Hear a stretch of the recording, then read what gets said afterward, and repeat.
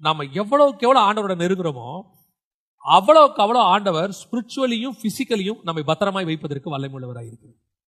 அதை நாங்க அனுபவிக்கலாம். கிட்ட போகும்போது பாத்தீங்கன்னு சொன்னா அது நடக்கும். அப்படியே நெருங்க நெருங்க நெருங்க நெருங்க உங்களை சுத்தி கர்த்தர் ஒரு மிகப்பெரிய பாதுகாப்பு வளையத்தை போடுவார். அந்த பாதுகாப்பு வளையம் எப்பேற்பட்டதாக இருக்கும் அப்படின்னு கேட்டீங்கன்னா, ஒரு தவறான மனுஷன் கூட உங்க கிட்ட வர முடியாதபடிக்கு கர்த்தர் பாதுகாப்பார். நான் எப்பவும் சொல்லுவேன், ஆண்டவர் ஒரு நம்ம கொடுத்திருக்கிற பெரிய கிஃப்ட்ல ஒரு கிஃப்ட் என்னன்னா, நம்மளை சுத்தி ஒரு ஆசீர்வாதமான என்வைரன்மெண்ட் உருக்கி கொடுப்பாரு.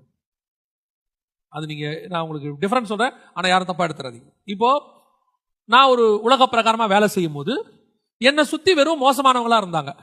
கேட்ட வார்த்தை பேசுவாங்க, எல்லாம் பண்ணுவாங்க, எல்லாம் இருப்பாங்க, எல்லாம் கேட்டுட்டே இருப்போம். ஒரு நாள் நம்ம ஆண்டவரோட நல்லா நெருங்க நெருங்க நெருங்க ஆண்டவர் அங்கிருந்து எடுத்து ஊழியத்தின் பாதைக்கு கொண்டாந்தாரு.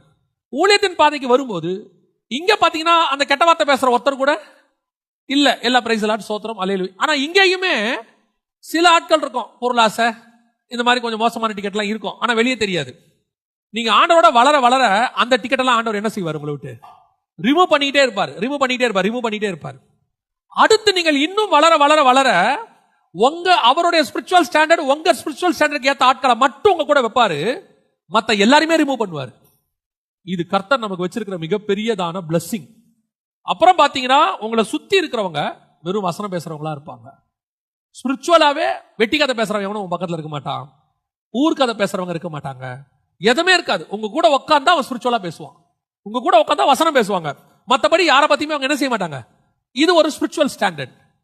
இதைத்தான் நான் சொல்ல வரேன். நீங்க நெருங்க நெருங்க நெருங்க கர்த்தர் ஒரு பிளஸிங்கான என்வைரன்மெண்ட் உருவாக்குவாரு. இந்த ஆசீர்வாதத்துக்கு ஈக்குவலான ஆசீர்வாதம் உலகத்துல வேற ஒண்ணுமே கிடையாது. எழுந்திருச்சதுல இருந்து வசனம், எழுந்திருச்சதுல இருந்து ஆண்டவரோட பத்தின பிரசன்னம், எழுந்திருச்சதுல இருந்து கர்த்தரை பத்தின வார்த்தை, ஒரு கெட்ட வார்த்தை கேட்க மாட்டோம். ஒரு நாள் இப்ப திடீர்னு சமீபத்தில் நான் சொல்றது வெரி ஷார்ட் டைம், ஒரு மாசத்துக்குள்ள ஒரு நண்பர் ஒருத்தரை வந்தார். வந்த உடனே நானும் அவரை வாங்க எல்லாம் சொல்லியாச்சு, அவரை கூப்பிட்டுட்டு கார்ல உட்கார்றேன்.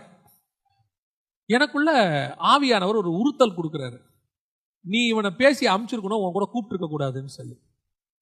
நானும் என்னடா அது, எனக்கு அந்த ஒரு கிருபை ஒன்று கொடுத்துருக்காரு. சில எவன் கூட பழகணும்னு சொல்ல முடியாது, எவன் கூட பழகாதன்னு சொல்லி வச்சிருவார் ஆண்டவர். இவன் கூட எல்லாம் பழகுன்னு சொல்றாரா இல்லையோ, இவன் கூட பழகாதன்னு மட்டும் எனக்கு காட்டி கொடுத்துருவாரு. எனக்கு என்னடா இவர் இப்படி சொல்றாரு அப்படின்னு உட்காந்துக்கிட்டே இருக்கிறேன்.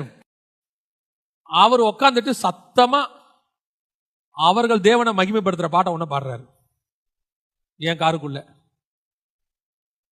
ஆவியானவர் சொல்றாரு, இந்த காருக்குள்ள இப்படி ஒரு பாட்டை இது வரைக்கும் வாங்கினது வந்து கேட்டிருக்கேன். எனக்கு கேட்கவே கஷ்டமா இருக்கு, அது வேற விஷயம். என்னடா அது இப்படி ஆகி போச்சேன்னு. அப்பதான் ஆண்டவர் சொன்னாரு, உன்னை நான் எப்படிப்பட்டதான ஒரு என்வைரன்மெண்ட்ல போய் உட்கார வச்சேன், நீ யாரை கூட்டு வந்து இங்க உட்கார வச்சிருக்க. இப்ப அது அவருடைய இஷ்டம், அவர் தேவனை பத்தி பாடலாம், அது அவருடைய இஷ்டம். ஆனா என்னுடைய காருக்குள்ள பாட வேண்டிய அவசியம் இல்ல. என் காருக்குள்ள என் தேவனை மகிமைப்படுத்துற பாடல்கள் மட்டுமே இருந்தது, நான் அவரை உயர்த்துற துதி மட்டுமே இருந்தது. அப்ப கார்ல போகும்போது ஒரு பிரசன்ஸ் இருந்துச்சு எனக்கு. இப்ப என்ன ஆயிடுச்சு, நானா உருவாக்கிக்கிட்டது இத. அப்ப ஆவியானவர் சொன்னாரு, நான் உன்னை உட்கார வச்ச இடம் வேற, உன்னை சுத்தி வெறும் நன்மையான காரியங்களை பேசுகிறதையும் ஆசீர்வாதமான காரியங்கள் நடக்கிறதையும் அப்படிப்பட்ட ஜனங்களோட மட்டும் உன்னை உட்கார வச்ச.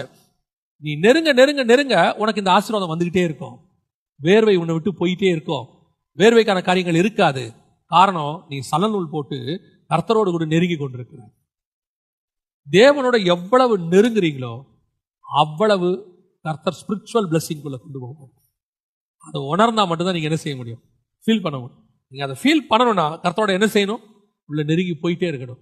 அதான் பைபிள் சொல்லுது, நீ 2 வகையான ட்ரெஸ்ஸை ரெடி பண்ணணும். இதைத்தான் நம்ம சபைக்கு என்ன செய்யணும், சொல்லிக் கொடுக்கணும்.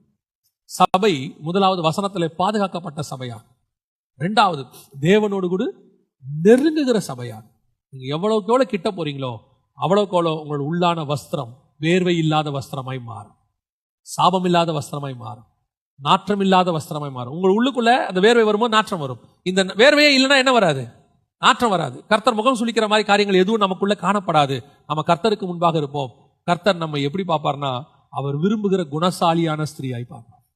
இப்படிப்பட்ட சபையை தான் கர்த்தர் குணசாலியான சபைன்னு சொல்றார். அல்லேலூயா. நம்முடைய சபையும் கர்த்தருக்கு முன்பாக எப்படி இருக்கணும், இப்படிப்பட்ட ஒரு குணசாலியான சபையாக இருக்கும். அல்லேலூயா.